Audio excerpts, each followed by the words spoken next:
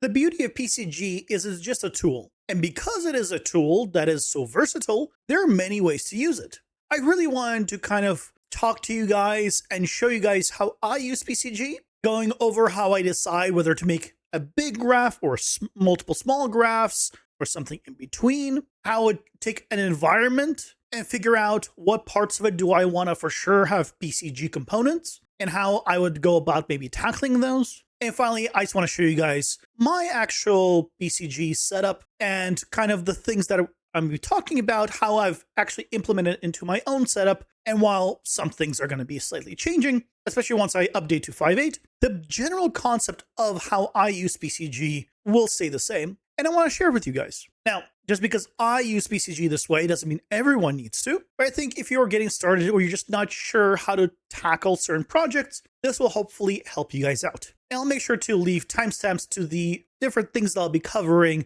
in the description below for you to check out, in case you just want to jump to a specific topic. To get started though, let's talk about creating very large, big graphs that kind of do the thing for you versus multiple smaller ones.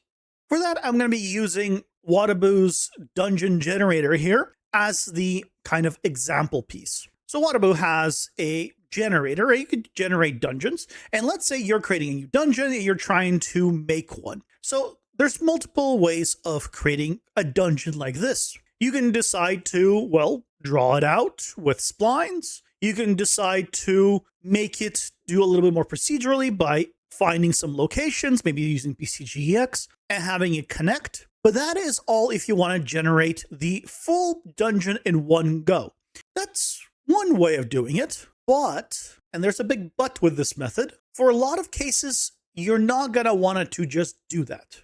Now, sometimes you just want to randomly generate a dungeon. You're going to kind of set one up, be able to pick some points, pick some rooms, and connect them, and you're good. What if you want to specifically, for your game, walk into a main hall area, see a door in front of you, door to the left, door to the right, and then you have one of three paths to go, and they're kind of all maybe individuals with maybe some secret doors to bring you from one to the other. See, now it's a little bit more complicated. You can't just pick random setups here. So, for example, if you're to use one of these, right, no matter how much I will generate this, chances are I will never have a setup where I have a starting room, have three paths that are distinguished. Right? I can keep clicking new generator and it'll create setups. Like, for example, here's a room. If you had an entrance here, maybe, there's 1, 2, 3, but right, it reconnects. And it reconnects really early on. This one has 4, but really it has 2, right? This side and this side. This one has 3. If you were to put an entrance here, right, you can go this way, and this way, but these two are basically dead ends. The point I'm making here is how I decide to make a graph in terms of how do I make a big graph or a small graph that's maybe a little more modular depends on my use case and how much control I want. If I'm finding with it being fully random, I don't care about where these rooms are. I don't care how they connect. I just want it to kind of be random and I'm good. Then you can do it all in one graph. I think it's a great way of doing it and you're good to go. In a scenario where you want to have a little more control and maybe you don't want it to be random, you want to actually set it up a layout that's pre-configured and you want to have the rooms in specific locations. Like there's parts of it you're fine with being random, right? In that scenario, I would do a more modular, smaller graph setup. So for example, if I go ahead and do another dungeon here, here's a smaller one, maybe I will create a simple graph that will just create the room, right? If you take a look at my old 5.4 building series, you can use something like that, where you can just create the floor, create the walls, and basically I would have one graph for that, and another graph for passageways or doors. That way I can just draw out any shape I want for the actual rooms, anywhere where I want, and place connections where I want specifically. So if I wanted to have this room go out here into another area, I could. Now, the other benefit of potentially going into this smaller graph, because creating a single room, right, is much easier than creating the entire logic of the entire generation. If you don't want it to continuously be randomly generated and you're fine with having things kind of preset up, you have more control over where things go. And the most important thing is it is so much easier to make. Creating a full randomly generated dungeon with kind of preset logic, how you want it to connect, it's considerably more difficult than creating a simple room graph and a simple connection graph. And both have their use cases, as I just mentioned, right? It's not like you always do one or always do the other, but you have to think about your use case. If your use case is you just want a random dungeon, you go probably with a bigger one that does the entire thing together. If you want it to be more controlled, how do you want it to connect? How do you want it to look? How do you want the layout to be? Because maybe you want to have a mini map and it's going to have to all line up as well, right? Maybe doing the more modular, smaller graphs is the easier solution. You can knock those out probably considerably faster, get those going for a prototype especially. You can get that going real quick. So I just want you to keep that in mind. That yes, PCG can create this entire thing, but if you ever do a random dungeon or random anything of a large scale, not necessarily even a dungeon, right? Just anything of a large scale that is very complicated, it's going to take you more time, and you'll typically be able to art direct it a little bit less. Now, that doesn't mean you can't. There are ways of doing it for the complicated graph. You can absolutely set it up in a way where you will always have that starting room have 3 exits in a very complex graph. Absolutely possible. It is just a little bit harder to do and will take more time. So as long as you're okay with that, right, you could absolutely do that. But let's say you're just starting with PCG, start with just the simple room and a connection. It will get you the entire same result visually, and it will be considerably easier for you. And later on, if you decide to do the full one, you can do the full one, right? It's a matter of use case. So when I'm presented some kind of problem and I have to figure out how do I want to construct it, I first think of what kind of control, what kind of options and tweaks do I want to be able to do, and how specific do I want things to be in certain situations, whether or not I build a graph one way or another. Something to keep in mind. Let's move along to an actual environment and breaking that one down. This is one that I found from Fable Legends. And let's say you are trying to create this area here. Well, there's many ways of breaking this one down, right? So certain stuff I would not use PCG for. I would not use PCG for the actual terrain. But certain things I would absolutely use PCG for, like the bridges. So for the bridges, for example, this could be just a spline going along. And then I could just have a little bit of a mesh here. And we can grab something like from here to here, right? And we'll basically just take this part all the way, the full thickness of it. Right? This will be a simple module. And then this is just goes ahead and is repeated along whatever length that we want. But I wouldn't have the entire thing, this entire bridge as one. I would have the main parts of it, the main bridge part. But like, for example, this guy here would be a separate piece. And then this railing would also be separate. It would all follow the same spline, but by having these separate and be able to control whether they even exist, I would be able to also do this bridge here, right? Because I would just basically swap out this piece, the main section here, for the one being used here. Or maybe it's even the same piece, but I override the material. And then I can swap out this guy for this piece. And the railing here is obviously different as well, right? So by just having this be a simple spline graph for both of these, and we just expose maybe through like a data asset that is just customizable of how you want things to be configured, we will have just bridges on splines, easy peasy. You specify what you want, and then you just drag it out and you're done. Nice and simple. For the paths here, most of it is just dirt texture. I would probably not have any geo here based off of this look. I've not actually played the game, so I'm going off of this image. It looks like it's mostly just dirt and kind of a texture work for the ground, but there are stairs. So it would create a simple graph for the stairs, so we can specify, okay, I want it to be X tall or X long, and then I want to have some kind of functionality to be able to specify I want it to be this wide or this long. Could be done through a spline, could be just actual sliders or number of stairs you just type in. That one's more personal preference, in my opinion, of how you kind of want it to be controlled, whatever is kind of easier for you. Some people prefer, for example, having a spline you just drag out from the start to the end. Other might want to be a little more exact, be like, okay, I want it to be this distance wide, this distance long, this distance high. But basically, we just go ahead and create the stairs here as its own graph. As for the buildings, there's really kind of two. So there's these with the kind of gray roofs, right? And these with the orange, more triangular ones. And one thing I immediately notice is, right, this and this is pretty much the same. It looks like it's the same one here. So that's perfect. So we're seeing the same pieces in places. So that means that we can go ahead and create a few modular pieces, maybe like this guy. Maybe you create one for this base full body shape minus this guy, right? Because that's another piece. And basically create a few modular pieces. Maybe we don't have any doors, we don't have any windows, we don't have any extrusions, right? We have all of these things separated out, but pre-built. And then using a simple PCG graph, you can go ahead and randomly assign and combine them all together. I've actually shown how to do this in the past, quite some time ago. If I remember to, I'll make sure to link it in the card above or in the description below, in case you want to know how something like that is done. Although some parts of it I think are a little bit outdated, but nevertheless, it'll get you the general idea of how to do it. But by having all of these modular, we'll be able to create randomized buildings. We'll be able to place them where we need to, randomize them as needed. Fantastic.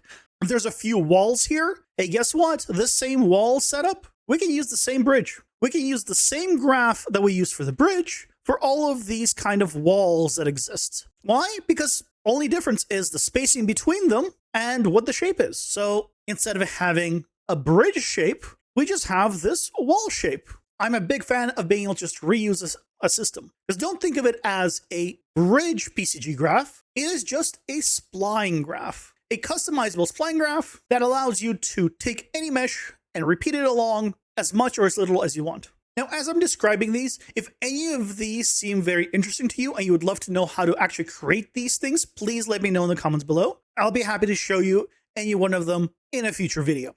But now we have the buildings taken care of, the walls taken care of, the bridge taken care of, and honestly, the rest kind of falls into place. For stuff like this, we have these roofs are very pointy, but you can see this roof, this roof, this roof, it's all the same roof, right? You can even see right here, right, this cut is right there. It is literally the same roof, just scaled. I believe this is also the same roof, but you probably just don't see going inside of the building. So it looks like it gets cut off right here. So again, it is just a modular building, but in this case, it's slightly of a different modular type. And we can do, right, a roof. We can have maybe a section that goes right below the roof. And then, you know, maybe another section that kind of goes below that. You can kind of stack these if you wish to. Right? You can see this one has the roof a little bit different on this one compared to this one here. Right? So these two are a little bit different. But the bottom here is the same, just of a different size. Now, in a scenario where you don't necessarily want to potentially have these rooms be different sizes, right? Because if you scale that circle to be very big, obviously the size of the bricks, the woods, right, would be bigger. So maybe if you want to be a little more controlled, you could either have a few pre-made setups, or you just have a circle and you instance that piece around and it'll automatically conform to the circle shape. And then based on the radius or diameter of the circle, you scale the actual roof piece as well, right? You have a lot of control in that regard for creating a modular setup. Again, it really depends on how you want it to be configured. Because in a scenario where you might have a world where they kind of design things in kind of pre-made sizes, where everyone has like a small or medium and a large house, let's say, you might just want to create the small, medium, large. But if they can come in all sizes in between, then maybe doing the one version and then kind of copying it around would be a little bit easier, especially if you combine it with something like grammar, then you can have it automatically scale to fit the actual full circle spline. So that way there's not even a little bit of a gap. Or you just do the math. That also works. But that's kind of how I would break down this setup. We effectively don't have that many actual graphs. We have a bridge spline graph that we use for the walls. And we have a modular one that we can use for the buildings. And we can reuse the same kind of setup that we're using for these buildings on these buildings. It's just a matter of changing some parameters around and we'd be able to reuse them.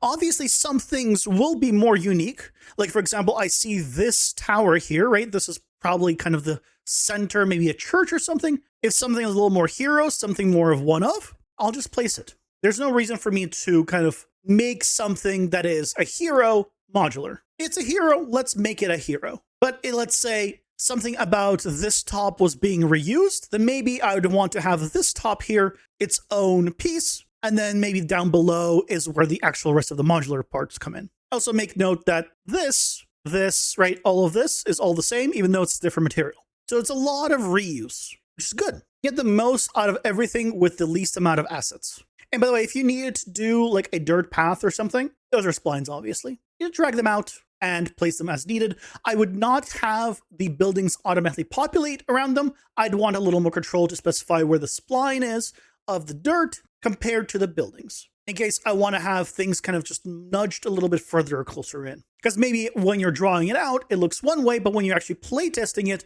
it feels a little bit too squished together, too far apart, right? Being able to control that independently, I find is really good. That's pretty much this entire thing. And yes, this guy right here that I just noticed, also same bridge setup, same spline setup, can be used for this little bridge walkway there. And of course, the forests are going to be all one big forest graph. We all know how to make forests with PCG. Point scatter, done. Because the thing PCG was basically originally made for. But let me show you now how I've been using PCG in my project for my game. So this right here is my hub. So this is the just game hub where you start, right? If I go ahead and play, you can see there I am just right in the middle. But you might notice a few things. One, there's a lot of colored splines everywhere, like a lot of them. And two, this is not like a typical setup of like a full procedural environment, because it's not. I've made this out of multiple graphs. So for example, I have a small little volume here that I could just move around, and based on how big it is, right, it will make more or less rocks that are fully randomized in that area and place little square patches on top. So that way I can have it look like there's just little small islands in places. And if I want to, I can go ahead and randomize the seed to get different ones. The little boxes here that you're seeing are all collision ones. I do need to go in and tweak these graphs because you can see there's overlapping ones, and we don't really need those. But this is just so I can have my collisions be perfectly aligned with the edge of where I can walk. Because this is basically a cubic grid floor, I can just go ahead and spawn in the wall collisions where I need to. And that is all part of the main graph. I have a few here. So for example, I have this main graph for the floor. I can drag it out above, and you can see it just creates basically a floor with some randomizations, some wall pieces, and I can use those same wall positions on the outside to spawn in these collision shapes. So that way, I don't have to go in and manually place this. It's just done automatically. Now, is this the best way of doing this? Is the most efficient right now? No, it is not. But that's okay, because for now, this does the job. And later on, let's say I'm happy with this. I'm happy with the layout. Nothing's going to change, right? Everything's going to be good. Then I can go in and tweak the graph to, let's say, take a look at where there's straight areas and maybe only spawn one here afterwards. So that way we'll have one collision piece per section versus one in every single square. But considering it's not that important at the current moment, I just haven't done it yet. But this is one graph. Another graph that we have here is, you can see we have paths. So that's a separate graph. So if I go ahead and take another graph from below and bring it up, you can see, hey, I can now draw out the path where I want. Now, could I absolutely have it be random? Yes, but as you can see, I just rotated at a 45-degree increment, and now we're kind of getting a little more of a random setup of points that we're kind of missing some here and there. So all of a sudden, using that same graph, I can go ahead and have a more solid walkway if I lined it up perfectly to the grid here, and I can have it look like it's going from a perfectly straight, and then we have a few steps now interspersed. Again, same graph, I just copied it around and we're reusing it. So for me, this is great because it allows me to just draw out any shape of island that I want at all, and then specify where I want the entrances and exits, and then make the paths accordingly. And if I decide to change it, or do I want maybe like a bigger area, or maybe I want to put something storyline there that maybe now I want to have a little bit more destroyed, or maybe I want to have less road, I can do that by having this modular setup. And one thing you might have noticed is when I copied it up, right, the actual rocks didn't go. That's because they're their own graph again. And the nice thing about this is by having its own graph, I can control where the rocks end up. You might be thinking, okay, well, why didn't you just have this spawn the rocks below? Well, the thing is, there's a scenario where you might want to have your rocks go out a little bit further, or maybe go in further, and maybe don't want it to actually go out over here all the way past the edge, but that's where you drew the other spline, so that's where it will be. This allows me to have control over where they go. And also, because it's its own spline, nothing's stopping me from just flipping it the other way around, and now I have mountains. Now my graphs have a little bit of control. I can make the randomness a little higher. I can also fill it in. But the point here is, right, by having this separated out, I can now put mountains where I need to. Let's say maybe in the back, I want to have a mountain range, right? We can use the exact same graph as we did for the ones below. And I can have things like this, where I have a little bit of this rock sticking out. But if I really didn't like that sticking out, right, I can just go in and be like, okay, you know what? I don't want it sticking out that much. Let's just push these around. But if I look at the original spline here, you can see that's where the original spline is. So if I was to use that for the rocks, this whole place would be filled in. So that's why I prefer to have it all split up. And then I have other graphs here. For example, these guys, they're just there to kind of break apart the actual cubes here. So if I was to move these around, I can specify, okay, I don't want these here. And the reason why you see them kind of in two layers is so I can go ahead and break up the first layer in an area and then go in and say, okay, I want to actually break the second layer in this area. So now we have kind of a breakup where I can specify maybe in one section, I want to have kind of more of this broken up. And then we have something like this where we now have a few more gaps, right? And we have only the first layer here and more gaps. And again, because we're having the actual graph itself do the collisions, it's fine, right? This is not relevant to the collisions itself. Those are being spawned regardless. So I have a lot of control here. And again, because I've done this now, this seems like it's overlapping. So maybe now I'd be like, okay, you know what? Actually, with this kind of setup, I do want this rock to be a little bit more out. So let's just adjust that. And so it looks like it has a little bit more support here if I so wish. I have a staircase system here, so I can specify how big of a stairs I want. And you can see I'm just using the same setup, just more stairs, that same ground and same rocks to basically allow me to have multiple floors and connect however I wish to any shape island that I want and to go at whatever slope I want, basically. So I have a little more creativity in where I put things. I also have things like this. This is just creating a stone area, as you can see, right? So we have areas to just, again, change to full stone, which is a little bit different than the path ones. Although here you can see I use the path on a diagonal, so I have a little bit of variation.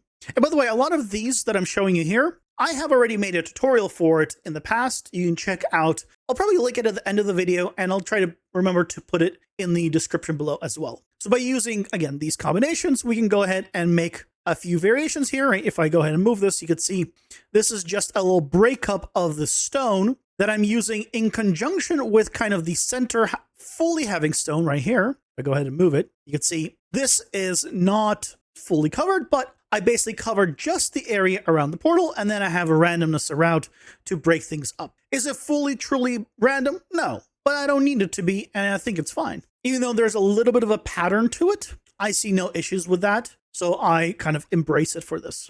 Things like these swords, for example, are hand placed. I feel like stuff like this, I want to actually art direct and figure out where I want to place these. Same thing with the statues, right? All of these swords, again, obviously the portals. And the same graph also has a setup to cut out the points, right? All it is just basically all part of this more complex floor graph with just a overlap or a difference node that basically just says, hey, is there a spline kind of overlapping it? If there is, either swap the points, remove the points, or whatever it is. The full setup is relatively simple, honestly. Same thing with these pillars and these lines, right? All kind of more hand placed because I want to specify and tell a story here. That's not something I want to just procedurally spawn because I wanted to show that, hey, maybe there were 4 pillars here. One is completely gone. You only have the vase that was maybe on top. That's now left. And this one has gone ahead and broken down. If this was procedurally generated, let's say this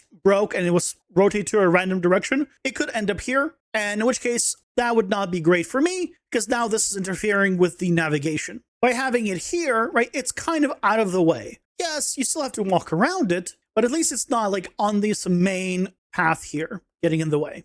But that's pretty much all I need for this entire setup, right? It's honestly relatively simple. On interior splines, spawning along a spline, cutting things out, or replacing based on overlap of a spline. That's why you see so many colored splines, and the reason they're colored is just so I can quickly tell them apart when I'm placing in new ones. I'll know, oh, I'm placing in the pink ones, I'm placing in the blue ones. So at a visual glance, I can be like, okay, that's what this is. I'm good. If I forget, I can select one of them and be like, oh yeah, right, the pink ones are all of these. The blue ones are all of these. The yellow ones are all of these. So it allows me to have a lot of control to be able to have it be designed how I want while still not kind of nitpicking about certain things, like exactly where each tile goes. That one is fine. In general, I just need it to feel correct and feel like it's all part of the same world. I don't need to go in and be like, architecturally, is this going to work? No, it's a game. It's fine. Hopefully this has given you kind of an overall look at how I take a look at PCG. Most things I do are actually smaller in scope of graph to give me more modular graphs versus making one complicated graph. I still do a few bigger graphs, slightly more complex ones, but I'm not going to make one graph that just does everything. I'd rather personally make a few smaller ones to give me more control and reusability somewhere else in a different project down the line. But that doesn't mean you have to do it that way. It is just a tool. How you use it is entirely up to you. With that though, I want to give a big thank you to my Patreon supporters. It really means a lot. And as I mentioned before, the links to everything will be in the description below, along with the Discord if you want to join the community. If you want to know more about how I was tackling this graph for my actual game, you can check out the video right over here. If you want to create something for yourself that's very similar.